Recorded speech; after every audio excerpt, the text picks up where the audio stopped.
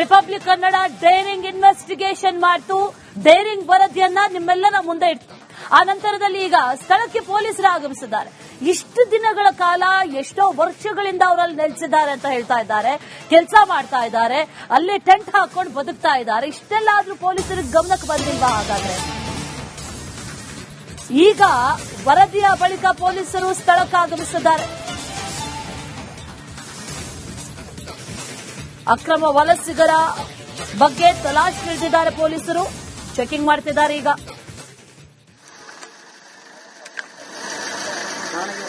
ಗಮನಿಸ್ತಾ ಇದೀವಲ್ಲ live visuals, ಪೊಲೀಸರು ಆಗಮಿಸಿರುವಂತಹ live visuals ಅನ್ನ ಗಮನಿಸ್ತಾ ಇದ್ದೀವಿ. ಪೊಲೀಸರು ಆಗಮಿಸಿದ್ದಾರೆ.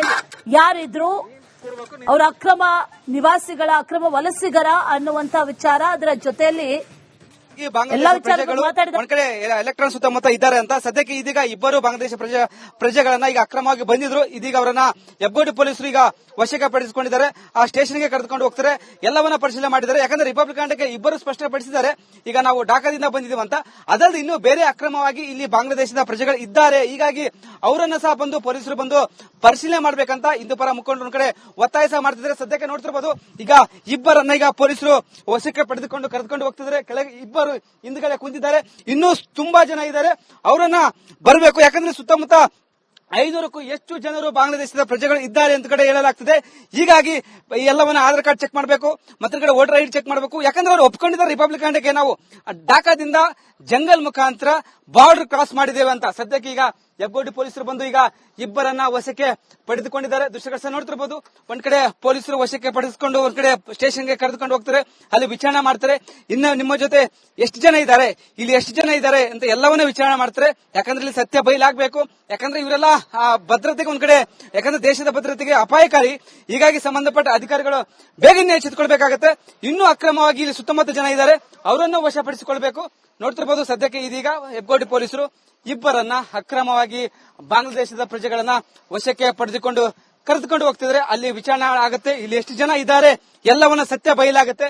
ಈಗ ದೃಶ್ಯಗಳು ಸಹ ನೋಡ್ತಿರ್ಬೋದು, ಇದು ಒಂದ್ ಕಡೆ ಪೋಡು ಗ್ರಾಮ, ಎಲೆಕ್ಟ್ರಿಸಿಟಿಯ ಪೋಡು ಗ್ರಾಮದಲ್ಲಿ ಒಂದ್ ಕಡೆ 3-4 ಎಕರೆಯಷ್ಟು ಒಂದ್ ಕಡೆ ಟೆಂಟ್ ಹಾಕೊಂಡು ಇಲ್ಲಿ ಅಕ್ರಮವಾಗಿ ಬಾಂಗ್ಲಾ ಪ್ರಜೆಗಳು ಇದ್ದಾರೆ. ಹೀಗಾಗಿ ರಿಪಬ್ಲಿಕ್ ಕಾಂಡ ಬೆಳಗ್ಗೆಯಿಂದ ನಿರಂತರವಾಗಿ ವರದಿ ಮಾಡಿತ್ತು. ಸದ್ಯಕ್ಕೆ ಇದೀಗ ಇಬ್ಬರನ್ನ ವಶಕ್ಕೆ ಪಡೆದುಕೊಂಡಿದ್ದಾರೆ. ಇನ್ನೂ ಹಲವಾರು ಓಡಿ ಹೋಗಿದ್ದಾರೆ, ಅವರನ್ನ ಪೊಲೀಸರು ಬಂದು ಪರಿಶೀಲನೆ ಮಾಡಬೇಕು. ಯಾರು ಅಕ್ರಮವಾಗಿದ್ದಾರೆ ಅಂತವರನ್ನ ಒಂದ್ ಕಡೆ ವಶಪಡಿಸಿಕೊಂಡು ಒಂದ್ ಕಡೆ ಅವರ ದೇಶಕ್ಕೆ ಕಳಿಸಬೇಕೆಂಬುದು ಒಂದ್ ಕಡೆ ಹಿಂದೂಪರ ಸಂಘಟನೆಗಳು ಒತ್ತಾಯ ಮಾಡ್ತಿದ್ದಾರೆ. ಕ್ಯಾಮರಾ ಪರ್ಸನ್ ರಘು ಜೊತೆ ವೀರೇಶ್, ರಿಪಬ್ಲಿಕ್ ಕಾಂಡ, ಬೆಂಗಳೂರು. ಸರಣಿ ವರದಿಗಳನ್ನ ಪ್ರಸಾರ ಮಾಡಿದ್ರು, ಬ್ಯಾಕ್ ಟು ಬ್ಯಾಕ್. ಬಾಂಗ್ಲಾ ಬೇಟೆ 2.0, ಬಾಂಗ್ಲಾ ಬೇಟೆ 3.0. ಸತತ 3 ದಿನಗಳಿಂದ ವರದಿ ಪ್ರಸಾರ ಆಯಿತು. ಬೇರೆ ಬೇರೆ ಕಡೆಗಳಲ್ಲಿ ಬಾಂಗ್ಲಾ ನಿವಾಸಿಗಳು ಇರುವಂತದ್ದು ಕೂಡ ಗೊತ್ತಾಗಿತ್ತು. ಅದೇ ವಿಚಾರಕ್ಕೆ ಸಂಬಂಧಪಟ್ಟಂತೆ ಈಗ ಪೊಲೀಸರು ಆಗಮಿಸಿದ್ದಾರೆ, ಪರಿಶೀಲನೆಯನ್ನ ಕೂಡ ನಡೆಸಿದ್ದಾರೆ. ಜೊತೆಗೆ ಅಲ್ಲಿ ಯಾವ ರೀತಿಯಲ್ಲಿ ಮನೆ ಕಟ್ಕೊಂಡಿದ್ರು, ಯಾರ್ಯಾರಿದ್ರು, ಎಲ್ಲರ ವಿಚಾರಣೆಯನ್ನ ಕೂಡ ನಡೆಸಿದ್ದಾರೆ.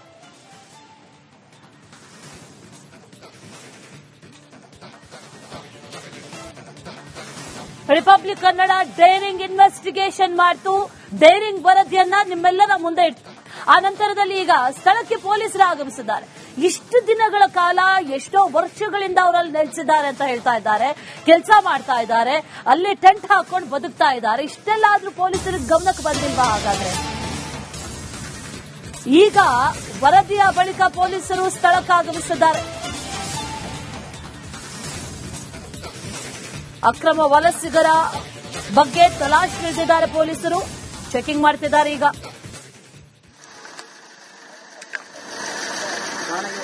ಗಮನಿಸ್ತಾ ಇದೀವಲ್ಲ ಲೈವ್ ವಿಜುವಲ್ಸ್, ಪೊಲೀಸರು ಆಗಮಿಸಿರುವಂತಹ ಲೈವ್ ವಿಜುವಲ್ಸ್ ಅನ್ನ ಗಮನಿಸ್ತಾ ಇದ್ದೀವಿ. ಪೊಲೀಸರು ಆಗಮಿಸಿದ್ದಾರೆ.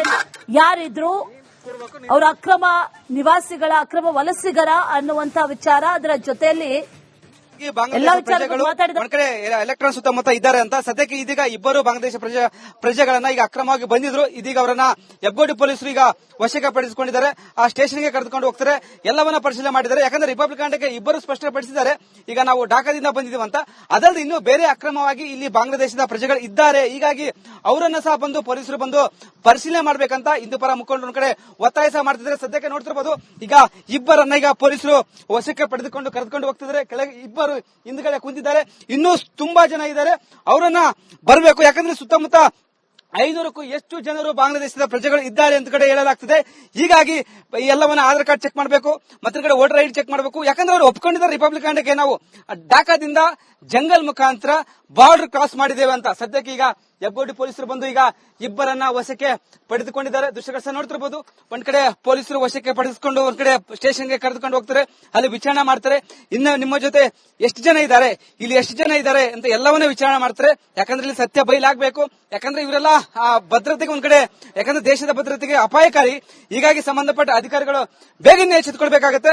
ಇನ್ನೂ ಅಕ್ರಮವಾಗಿ ಇಲ್ಲಿ ಸುತ್ತಮುತ್ತ ಜನ ಇದ್ದಾರೆ, ಅವರನ್ನು ವಶಪಡಿಸಿಕೊಳ್ಬೇಕು. ನೋಡ್ತಿರ್ಬೋದು, ಸದ್ಯಕ್ಕೆ ಇದೀಗ ಹೆಬ್ಬಗೋಡಿ ಪೊಲೀಸರು ಇಬ್ಬರನ್ನ ಅಕ್ರಮವಾಗಿ ಬಾಂಗ್ಲಾದೇಶದ ಪ್ರಜೆಗಳನ್ನ ವಶಕ್ಕೆ ಪಡೆದುಕೊಂಡು ಕರೆದುಕೊಂಡು ಹೋಗ್ತಿದ್ರೆ ಅಲ್ಲಿ ವಿಚಾರಣೆ ಆಗುತ್ತೆ. ಇಲ್ಲಿ ಎಷ್ಟು ಜನ ಇದ್ದಾರೆ ಎಲ್ಲವನ್ನ ಸತ್ಯ ಬಯಲಾಗುತ್ತೆ. ಈಗ ದೃಶ್ಯಗಳು ಸಹ ನೋಡ್ತಿರ್ಬೋದು, ಇದು ಒಂದ್ ಕಡೆ ಪೋಡು ಗ್ರಾಮ, ಎಲೆಕ್ಟ್ರಿಸಿಟಿಯ ಪೋಡು ಗ್ರಾಮದಲ್ಲಿ ಒಂದ್ ಕಡೆ 3-4 ಎಕರೆಯಷ್ಟು ಒಂದ್ ಕಡೆ ಟೆಂಟ್ ಹಾಕೊಂಡು ಇಲ್ಲಿ ಅಕ್ರಮವಾಗಿ ಬಾಂಗ್ಲಾ ಪ್ರಜೆಗಳು ಇದ್ದಾರೆ. ಹೀಗಾಗಿ ರಿಪಬ್ಲಿಕ್ ಕಾಂಡ ಬೆಳಗ್ಗೆಯಿಂದ ನಿರಂತರವಾಗಿ ವರದಿ ಮಾಡಿತ್ತು. ಸದ್ಯಕ್ಕೆ ಇದೀಗ ಇಬ್ಬರನ್ನ ವಶಕ್ಕೆ ಪಡೆದುಕೊಂಡಿದ್ದಾರೆ. ಇನ್ನೂ ಹಲವರು ಓಡಿ ಹೋಗಿದ್ದಾರೆ. ಅವರನ್ನ ಪೊಲೀಸರು ಬಂದು ಪರಿಶೀಲನೆ ಮಾಡಬೇಕು. ಯಾರು ಅಕ್ರಮವಾಗಿದ್ದಾರೆ ಅಂತವರನ್ನ ಒಂದ್ ಕಡೆ ವಶಪಡಿಸಿಕೊಂಡು ಒಂದ್ ಕಡೆ ಅವರ ದೇಶಕ್ಕೆ ಕಳಿಸಬೇಕೆಂಬುದು ಒಂದ್ ಕಡೆ ಹಿಂದೂ ಪರ ಸಂಘಟನೆಗಳು ಒತ್ತಾಯ ಮಾಡ್ತಿದ್ದಾರೆ. ಕ್ಯಾಮರಾ ಪರ್ಸನ್ ರಘು ಜೊತೆ ವೀರೇಶ್, ರಿಪಬ್ಲಿಕ್ ಕಾಂಡ, ಬೆಂಗಳೂರು. ಸರಣಿ ವರದಿಗಳನ್ನ ಪ್ರಸಾರ ಮಾಡಿದ್ರಿ ಬ್ಯಾಕ್ ಟು ಬ್ಯಾಕ್. ಬಾಂಗ್ಲಾ ಬೇಟೆ 2.0, ಬಾಂಗ್ಲಾ ಬೇಟೆ 3.0. ಸತತ 3 ದಿನಗಳಿಂದ ವರದಿ ಪ್ರಸಾರ ಆಯಿತು. ಬೇರೆ ಬೇರೆ ಕಡೆಗಳಲ್ಲಿ ಬಾಂಗ್ಲಾ ನಿವಾಸಿಗಳು ಇರುವಂತದ್ದು ಕೂಡ ಗೊತ್ತಾಗಿತ್ತು. ಅದೇ ವಿಚಾರಕ್ಕೆ ಸಂಬಂಧಪಟ್ಟಂತೆ ಈಗ ಪೊಲೀಸರು ಆಗಮಿಸಿದ್ದಾರೆ, ಪರಿಶೀಲನೆಯನ್ನ ಕೂಡ ನಡೆಸಿದ್ದಾರೆ. ಜೊತೆಗೆ ಅಲ್ಲಿ ಯಾವ ರೀತಿಯಲ್ಲಿ ಮನೆ ಕಟ್ಕೊಂಡಿದ್ರು, ಯಾರ್ಯಾರಿದ್ರು, ಎಲ್ಲರ ವಿಚಾರಣೆಯನ್ನ ಕೂಡ ನಡೆಸಿದ್ದಾರೆ.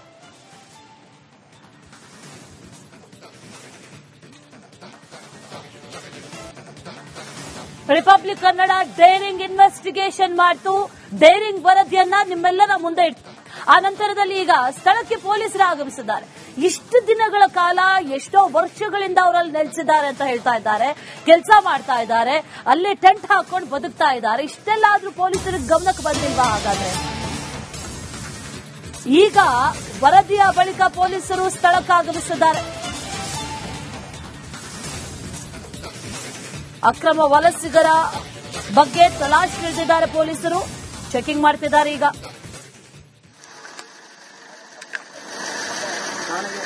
ಗಮನಿಸ್ತಾ ಇದ್ದೀವಲ್ಲ, ಲೈವ್ ವಿಜುವಲ್ಸ್, ಪೊಲೀಸರು ಆಗಮಿಸಿರುವಂತಹ ಲೈವ್ ವಿಜುವಲ್ಸ್ ಅನ್ನ ಗಮನಿಸ್ತಾ ಇದ್ದೀವಿ. ಪೊಲೀಸರು ಆಗಮಿಸಿದ್ದಾರೆ.